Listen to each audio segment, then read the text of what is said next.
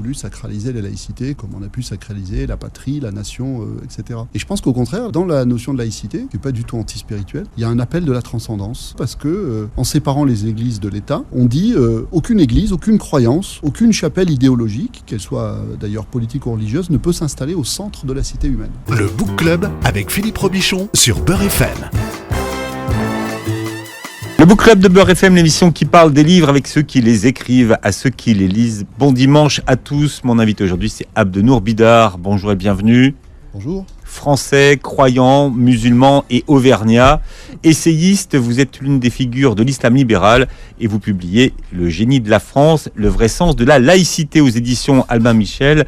Un livre de philosophie spirituelle où vous livrez votre vision spirituelle du génie de la France. Pourquoi est-ce que vous parlez du génie de la France plutôt que de son identité ? Parce que je trouve la notion d'identité trop statique, et puis je trouve la notion de génie très belle, et puis je pense à Chateaubriand qui a dit génie du christianisme, et aujourd'hui la France, ça n'est pas que le christianisme, c'est beaucoup plus large que ça. Donc je pensais qu'il était temps de parler à nouveau frais, dans un langage nouveau, du génie de la France. Et pour tout le monde, qu'est-ce qu'on appelle le génie d'une nation ? Le génie d'une nation, c'est son esprit dans ce qu'il a de plus singulier, dans ce qu'il a de plus propre, qui s'est constitué historiquement, qui s'est incarné dans des grandes figures, qui a alimenté des mythes fondateurs, etc. Et donc le génie de la France, c'est le général de Gaulle, par exemple, c'est-à-dire c'est l'ensemble de toutes les figures de résistance qu'on a mythifiées, qu'on a célébrées à partir de Vercingétorix. Et je pense qu'aujourd'hui encore, la France gagnerait à être à la hauteur de son génie, c'est-à-dire à s'installer dans une insoumission, dans une rébellion, dans une capacité à dire non par rapport à, aujourd'hui, toutes les forces d'exploitation de l'homme par l'homme, toutes les forces d'aliénation qui nous font vivre jour après jour dans des sociétés où on est de plus en plus abrutis, asservis dans ce que le philosophe allemand Sloterdijk appelait le grand parc humain, où l'on est engraissé, parqué et tout dernièrement piqué. Alors, vous posez un certain nombre de questions. D'abord, est-ce qu'il y a encore un génie français ? Bah oui, mais il n'est pas en forme. Et comment on le sait qu'il y a encore un génie français ? Quels sont les indicateurs ? Je dirais que l'indicateur, c'est qu'on est toujours en train de râler. On est des grands récalcitrants, comme l'a dit récemment notre Premier ministre. Mais ce génie n'est pas en forme, parce qu'aujourd'hui, le non français, c'est-à-dire la capacité à dire non, c'est un nom grognon, voire c'est un nom méchant, c'est un nom souvent réactionnaire, c'est le nom de Zemmour. Moi j'ai voulu montrer qu'on pouvait parler autrement de la France aujourd'hui, et ne pas laisser ce thème de la France à cette réaction, c'est-à-dire ne pas laisser ce thème de la France à Zemmour, c'est-à-dire à cette France qui dit non, mais qui ne dit plus non au meilleur de sa forme, qui ne dit plus non pour des bonnes raisons, mais qui dit non parce qu'elle comprend plus ce qui lui arrive, et elle ne veut pas accepter le nouveau visage d'elle-même, le visage d'une société diverse, le visage d'une société multiculturelle, le visage d'une société qui a à faire de l'unité avec de la diversité, en prenant acte que beaucoup de choses ont changé en France depuis 50 ans et par rapport à l'image traditionnelle qu'on a de nous-mêmes. Et c'est la raison aussi pour laquelle je refuse la notion d'identité, parce que justement elle est non seulement statique, mais elle est facilement nostalgique, passéiste. Elle nous ramène à une France qui aujourd'hui n'existe plus, mais c'est pas parce qu'elle a changé, c'est pas parce qu'elle est en pleine métamorphose que quelque chose de son génie ne s'est pas transporté, n'est pas en train de se transformer dans des nouvelles formes qui demain, moi j'ai confiance, nous étonneront. Donc il n'est pas trop tard pour parler de la France. Alors penser c'est dire non, disait Alain, et dans un excellent livre que je vous conseille qui s'appelle Les Tisserands, vous disiez qu'il songeait d'abord à se dire non à soi-même. Mais ça veut dire quoi se dire non à soi-même ? C'est très simple, c'est que c'est d'abord faire preuve d'esprit critique, d'être capable, mais c'est très très très difficile, d'être capable de prendre de la distance par rapport à ses propres convictions, par rapport à ses propres certitudes. On peut faire un exercice très simple, sur tous les sujets, vous vous demandez, mais au fait, j'en pense quoi ? Donc vous faites une liste de vos réponses. Et puis ensuite, vous vous dites, mais qu'est-ce que ça voudrait dire que de penser contre moi-même ? C'est-à-dire de faire l'effort, de me déprendre de mes convictions, de mes certitudes, etc. Dont on peut d'ailleurs, quand on fait cet exercice, se rendre compte assez vite que derrière la certitude a priori uniquement rationnelle et intellectuelle, il y a tout un ensemble d'abcès de fixation qui sont des abcès de fixation psychologiques. Les certitudes souvent nous renvoient à nos névroses, à nos incapacités, ou à ce que j'appelle souvent notre immaturité spirituelle, c'est-à-dire notre besoin de nous raccrocher frénétiquement à des idoles, à ce que les religions appelaient des idoles. D'accord. Alors, on dit non à quoi ? Est-ce que ça veut dire que les Français, finalement, ont une position de principe qui consisterait à dire non ? Par principe. À penser à dire non. C'est-à-dire à penser à faire fonctionner leur esprit critique. Mais pas pour dire non tous de la même manière et la même chose, mais pour que véritablement nous ayons en France à nouveau sur tous les sujets de société des débats dignes de ce nom. C'est le cas de le dire, hein. C'est sans jeu de mots, hein, digne de ce nom. Mais c'est vrai que là on peut l'écrire dans les deux sens, au lieu de s'interroger de manière stéréotypée selon ce qu'on appelle les questions socialement obligatoires sur tous les sujets à la mode, etc. Je crois qu'il y a des problèmes de fond aujourd'hui dans notre civilisation. Vous avez parlé des tisserands, qui était mon précédent livre. Un de mes précédents livres, je disais que nous vivons dans une civilisation qui est en crise spirituelle, et que cette crise spirituelle est une crise des liens, une crise du lien à soi, une crise du lien à l'autre, crise du lien à la nature. Comment est-ce qu'on peut dire non dans sa vie à tout ce qui nous contraint à mener une existence coupée de ces liens nourriciers, coupée de ces liens vitaux. Par exemple, le lien à soi. Est-ce que je fais dans ma vie, dans mon métier, dans mes engagements, dans ma sociabilité, dans le lieu où je vis, est-ce que je suis dans une situation d'alignement avec ce que je porte au plus profond de moi, c'est mes aspirations les plus essentielles, etc. Ou est-ce que je vis un petit peu dissocié, comme un poulet qui court sans tête? On est dans des sociétés, on est dans des systèmes qui, d'abord, ne nous laissent pas le temps, c'est-à-dire le luxe de penser à ces questions, et deux, ne nous laissent pas le temps non plus de nous y consacrer véritablement, c'est-à-dire de consacrer nos vies à une vraie quête spirituelle de soi.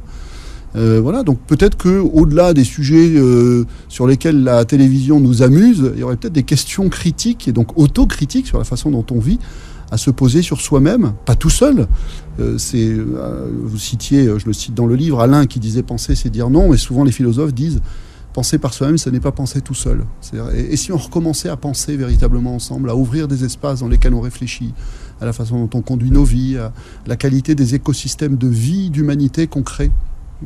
Voilà, donc ça serait une belle façon de régénérer le non français. Écosystème, pas seulement français. Écosystème, un mot à la mode qu'on met un petit peu aujourd'hui à toutes les sauces d'ailleurs. Alors, je peux réagir là-dessus parce que vous utilisez beaucoup ce mot écosystème, et moi j'ai l'impression qu'aujourd'hui tout est devenu écosystème. Oui, mais alors moi je l'utilise de manière critique. Attention, je ne suis pas le seul de mon espèce à le faire dans ce sens-là, mais je trouve que c'est intéressant, au moins comme hypothèse, de dire que l'écosystème, c'est pas réservé à la nature. Et c'est pas réservé simplement au lien entre l'homme et la nature. C'est-à-dire qu'il y a une dimension écosystémique de nos relations à nous, les êtres humains. C'est-à-dire quelle est la qualité de notre relation? Est-ce que notre relation est une relation de parasitisme ou une relation de symbiose?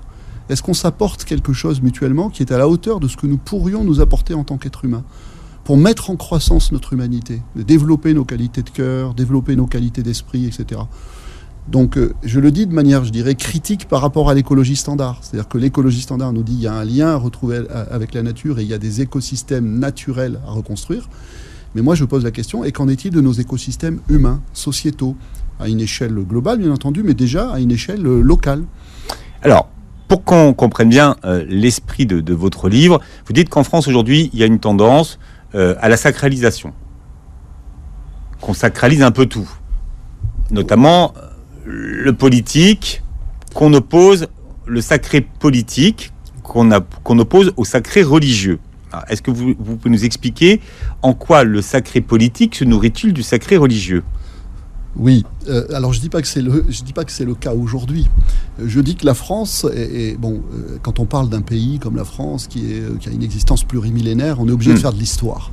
Donc je dis, pour en arriver à parler d'aujourd'hui, je suis obligé de parler d'hier. C'est-à-dire d'examiner ce long travail de conscience de soi et de rendez-vous de la France avec une conscience de soi depuis des siècles et des siècles. Et je dis que nous, Français, on a toujours eu un problème avec le sacré. Et alors moi je l'interprète d'une manière qui est personnelle, c'est mon hypothèse. Je pense pas que c'est le sacré qui nous gêne. Ce sont ce que j'ai appelé tout à l'heure les idoles. Et les idoles, on peut les trouver aussi bien du côté du sacré religieux que du côté du sacré politique. C'est-à-dire que l'idole, c'est le fait de sacraliser une forme. Bon. Et les religions, quand elles sont au meilleur d'elles-mêmes, détruisent les idoles. Bon. Eh bien, je crois qu'il y a quelque chose en France qui se cherche qui est de cet ordre-là. Les religions monothéistes. Non, pas seulement les religions monothéistes. Quand vous lisez les métaphysiques traditionnelles, lisez la Bhagavad Gita par exemple, le grand bréviaire de la tradition hindoue, ce n'est qu'un récit de destruction d'idoles pour un motif métaphysique fondamental qui est que le sacré, étant infini, ne peut qu'excéder toute forme. Donc il faut aller le chercher au-delà des formes dans lesquelles il a pu s'investir momentanément. Donc il ne faut pas confondre la forme et le sacré lui-même. C'est-à-dire le sacré qui est en lui-même un mystère, qui est en lui-même sans forme ou au-delà de la forme. Donc en fait, il y a toujours dans la quête spirituelle une destruction d'idoles, c'est-à-dire un passage au-delà de la forme vers la rencontre de la transcendance pure. Dans l'islam, c'est pareil. Quand les musulmans disent il n'y a de réalité que Allah, toute la grande tradition spirituelle de l'islam dira attention à ne pas identifier cette réalité qu'on appelle Allah avec tout un ensemble de représentations qui vont être des représentations anthropomorphes la plupart du temps. Voilà. Et donc je dis, si on regarde l'histoire de France, on revient maintenant à l'histoire de France, je dis que, il est étonnant de voir que en France, il y a eu historiquement une tentative pour aller chercher le sacré au-delà du sacré, c'est-à-dire le sacré au-delà de ses formes. Le premier jalon historique que je propose, c'est la grande aventure de Philippe le Bel au début du XIVe siècle, parce que Philippe le Bel, c'est ce roi français, on dit d'ailleurs Philippe le Bel, Philippe le rebelle, qui va refuser l'autorité du pape Boniface VIII. Donc c'est un scandale théologique et politique, c'est-à-dire il va refuser l'autorité papale. Donc en fait, il va refuser de considérer que le sacré est investi dans l'autorité du pape, et il va en même temps sacraliser son propre pouvoir. Et c'est le début de la sacralisation de la monarchie de droit divin qui va, prendre toujours plus d'ampleur, etc. Jusqu'à ce que, à nouveau, la pulsion française de libération du sacré vis-à-vis de ses formes nous pousse à la Révolution, c'est-à-dire ce grand moment de désacralisation où on va à son tour enlever au pouvoir divin la sacralité, au pouvoir royal, la sacralité qui s'était donnée. Voilà, donc je raconte cette histoire, si vous voulez, au long cours, et puis après je dis, dans la modernité... Un exemple où on dit non, rébellion, voilà, déjà. Voilà, exactement, on dit non, et puis... regardez aujourd'hui, et ça dure depuis au moins la Troisième République, on sacralise notre République. On veut encore sacraliser le pouvoir politique, on sacralise la liberté, l'égalité, la fraternité, la nation, le drapeau, etc. etc.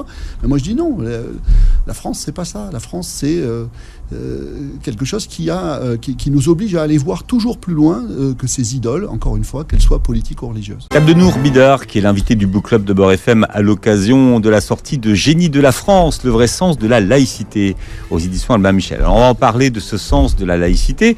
Mais finalement, la laïcité française n'a-t-elle pas perdu le sens d'elle-même pour devenir une religion civile anti-musulmane ? Ça fait partie des tentations dont je vous parlais. Exactement. C'est-à-dire qu'on a voulu sacraliser la laïcité, comme on a pu sacraliser la patrie, la nation, etc. Et je pense qu'au contraire, la laïcité, dans la notion de laïcité, qui n'est pas du tout anti-spirituelle, il y a ce que j'appelle dans le livre l'appel du vide. C'est-à-dire que... il y a un appel de la transcendance.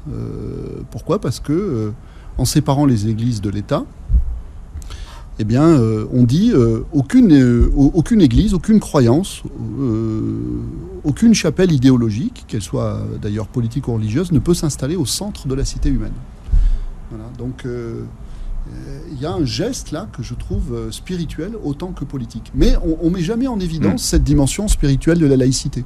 Et d'ailleurs, le dommage collatéral, mais aujourd'hui c'est un gros dommage, c'est que la laïcité va être facilement considérée comme anti-religieuse et anti-spirituelle. On parlera du génie laïque tout à l'heure. Mais finalement, quand on s'intéresse au regard que les étrangers et les pays étrangers portent sur la laïcité en France, qu'est-ce qu'ils ont comme image de notre laïcité, de notre fameuse laïcité à la française ? Oui, là je cite par exemple Jean Bobéro, qui est un de nos meilleurs spécialistes de la laïcité, qui montre que l'image de cette laïcité française s'est fortement dégradée ces dernières années.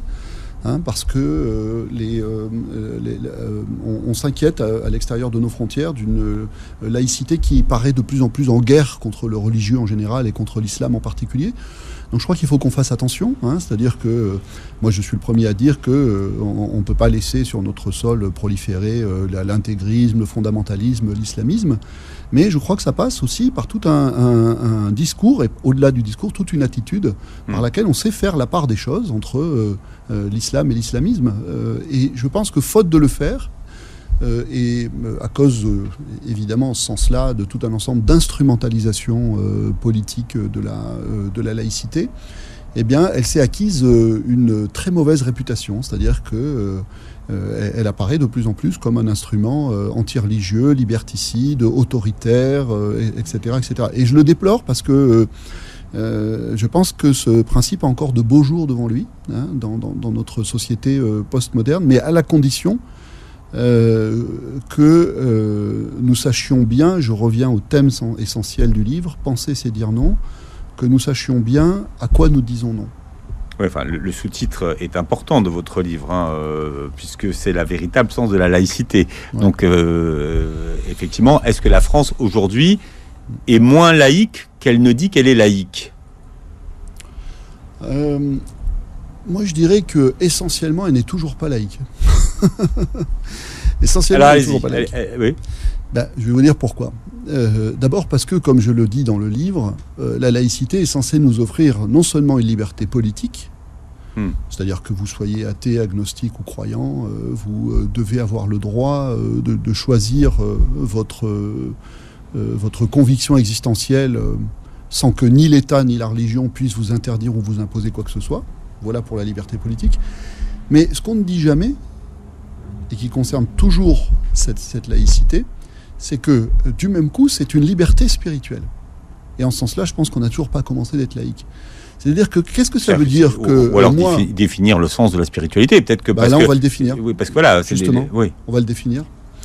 Que je sois, si je suis citoyen français, que je sois athée, agnostique ou croyant, si j'ai le droit de l'être, ça veut dire qu'inséparablement, cette liberté qui m'est offerte par l'espace laïque, elle est politique et spirituelle. C'est-à-dire que j'ai la liberté, c'est-à-dire la responsabilité de me choisir spirituellement. Est-ce que je veux être athée ? Pour quelle raison ? Est-ce que je choisis d'être agnostique ? Pour quelle raison ?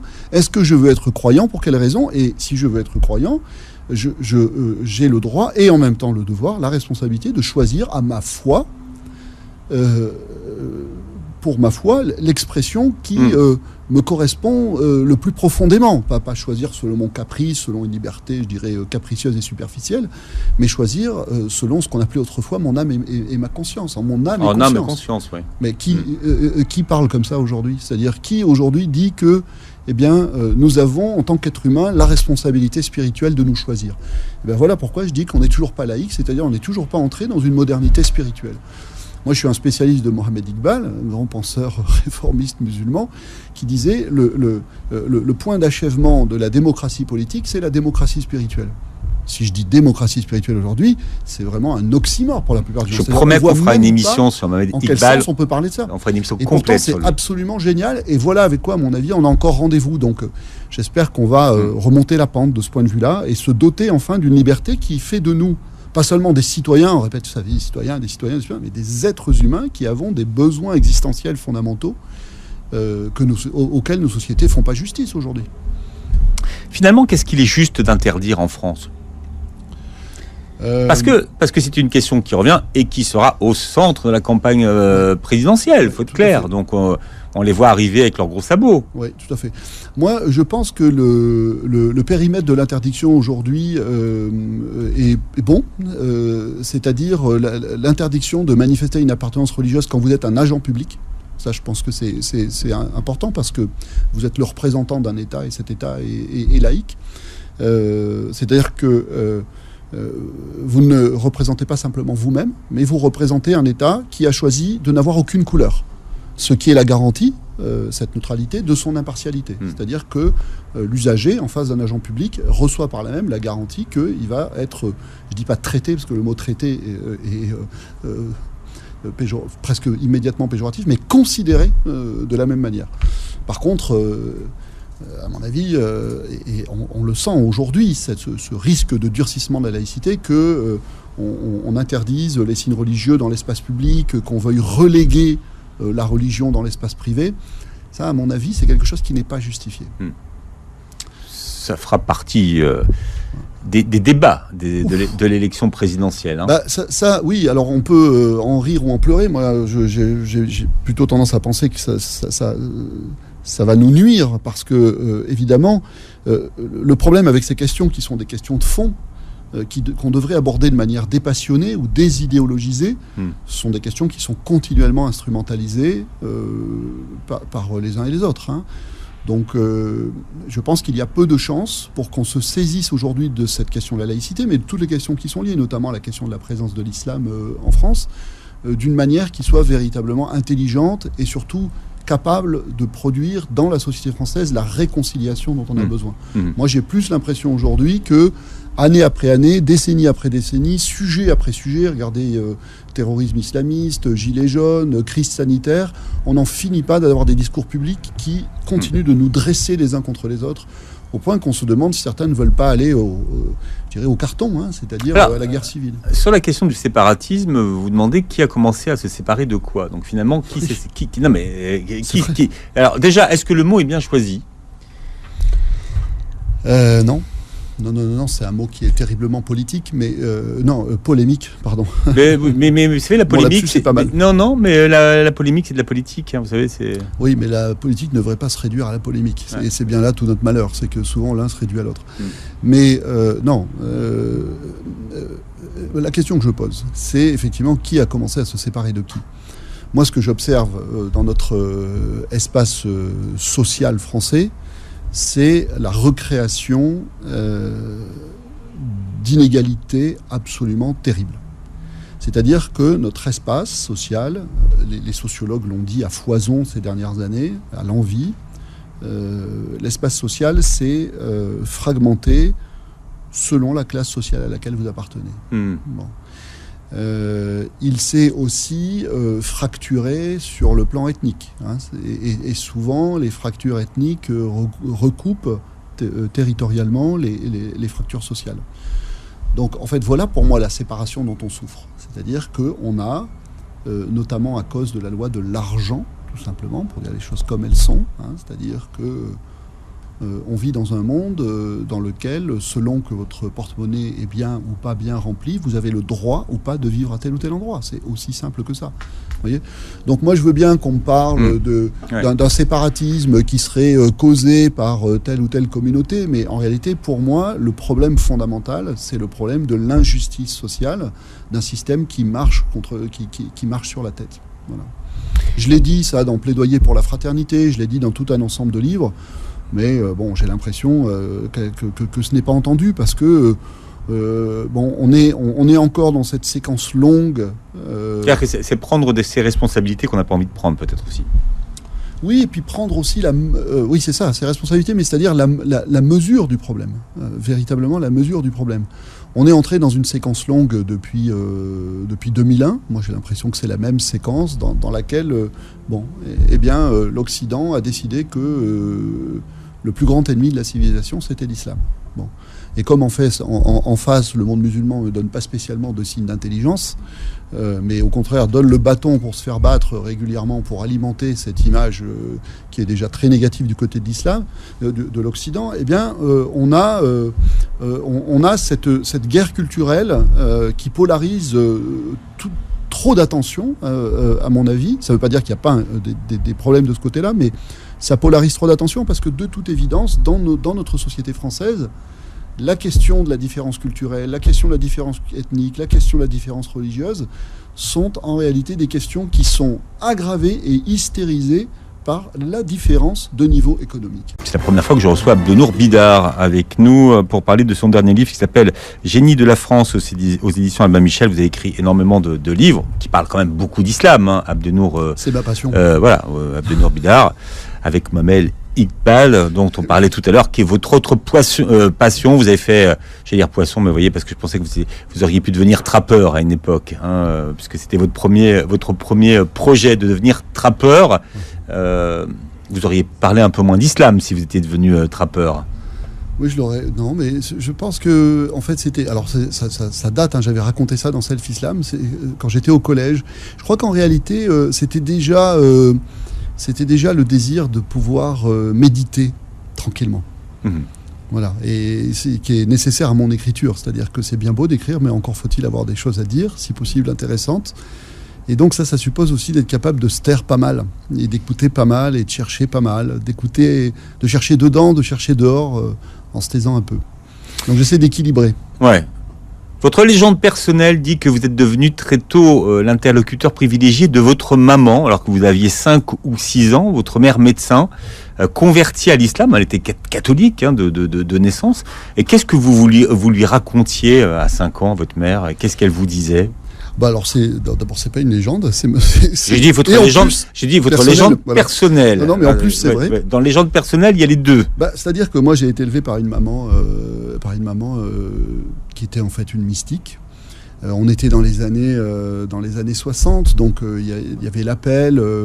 C'était pas encore la contre-culture, tout à fait, mais quand même, il y avait de puissants appels dans la jeunesse occidentale à trouver autre chose que la promesse des 30 glorieuses, c'est-à-dire un espèce d'hédonisme confortable et des révolutions seulement sociopolitiques. Donc ma mère s'est dotée d'une culture spirituelle extrêmement vaste. Elle a lu beaucoup les maîtres hindous, les maîtres soufis, etc.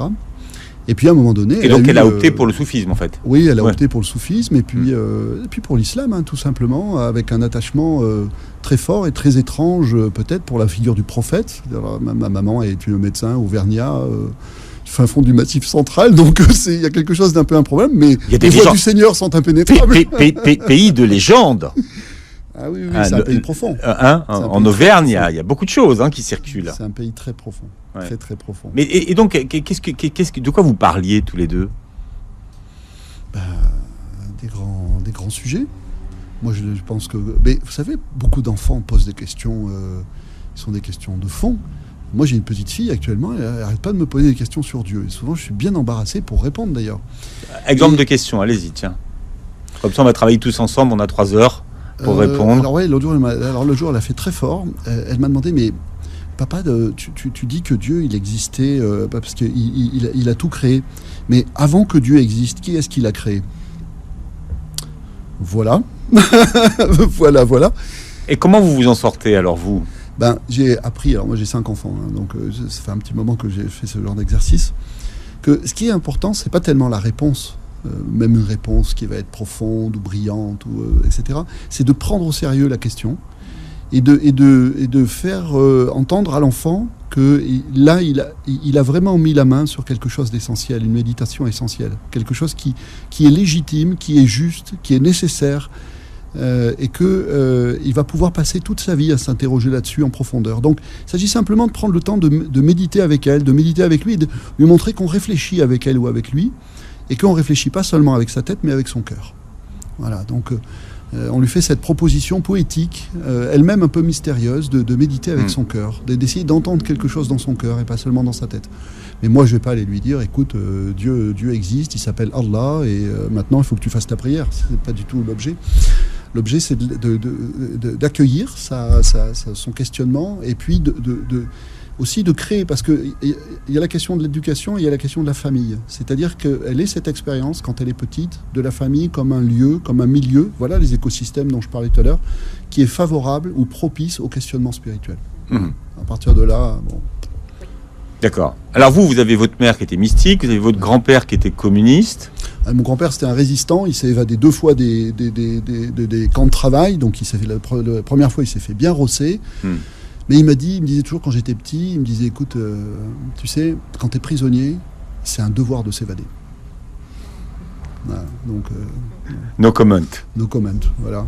Et lui n'était pas du tout croyant, lui c'était un athée, alors il était communiste, alors c'était l'époque du grand parti communiste, de l'URSS, etc. Quand évidemment le mur est tombé, il n'y a pas cru. Mais c'était une mystique de l'homme, de l'être humain, des gens qui avaient une foi dans l'être humain extraordinaire. Et en plus, lui, c'était un paysan. J'ai raconté ça dans Self-Islam. Et je dirais qu'il n'avait pas besoin de religion.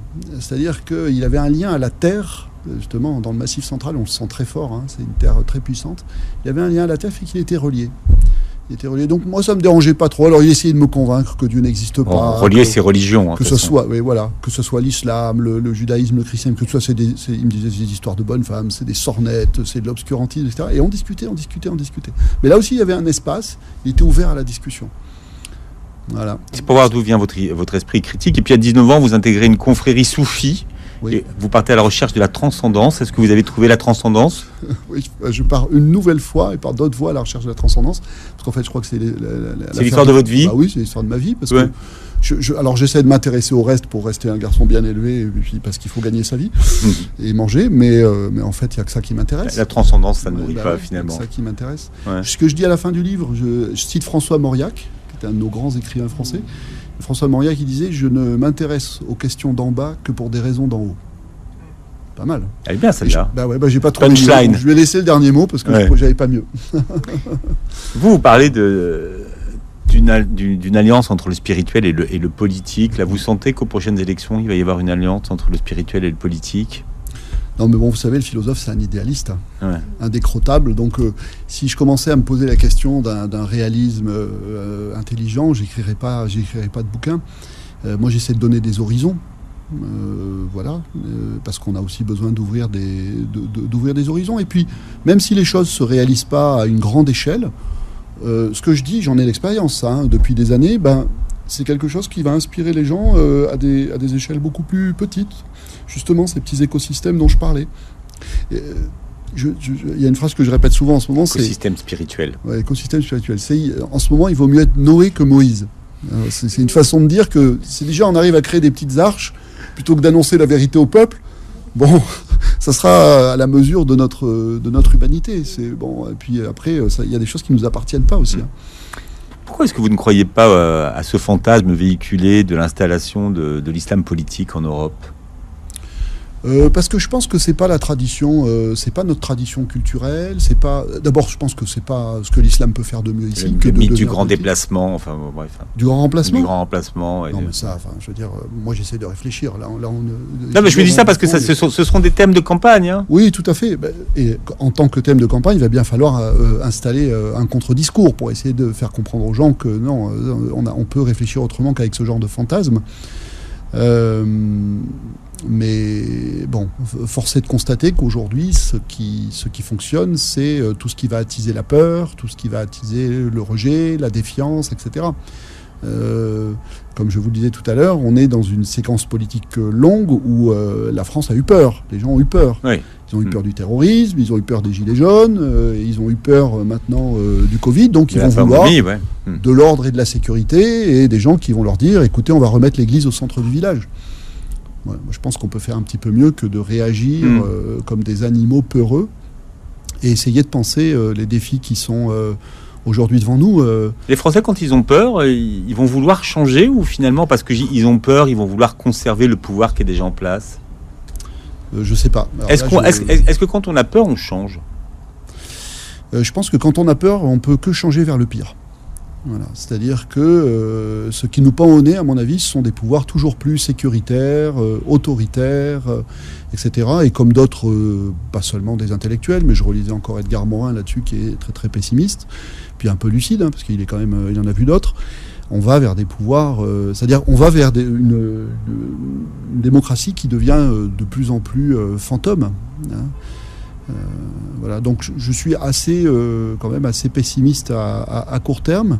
Mais justement, en tant que philosophe, je considère que ma responsabilité, c'est de ne pas me laisser aller à ce pessimisme ou pas faire justement ce qu'on fait tout le temps en France, c'est-à-dire déplorer, mais proposer je dirais un non créateur. Voilà, c'est-à-dire comment est-ce qu'on peut imaginer... On en revient au non.